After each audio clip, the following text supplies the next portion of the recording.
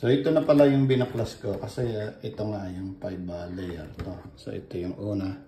Yung makikita nyo, nalinis ko na to. Malinis na to eh. Actually may mga natanggal na rito. So makita mo, halos wala nang butas, barado na. So wala na talaga siyang mahihigop. So ito, punong-puno siya ng oil. So yung mga oil na nasisip-sip niya, doon lang din mag-build lang. So yan, try nating linisin ulit ito ng maayos tingnan. Ito na yung mga ibang nalinis ko. So sana may natutunan kayo dito sa aking senior na video, at kung nagustuhan nyo ang aking video, like and share and subscribe sa aking Facebook channel at YouTube.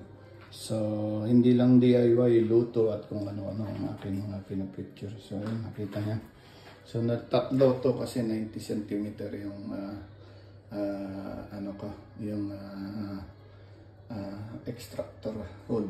So ayan, linisin na rin natin. Pwede naman tayong bumili sa may nabibilihan dito, kaya lang medyo mahal. Kung malilinis naman natin at makakatipid tayo, bakit hindi natin gawin? Nga lang din tayo ng counting time.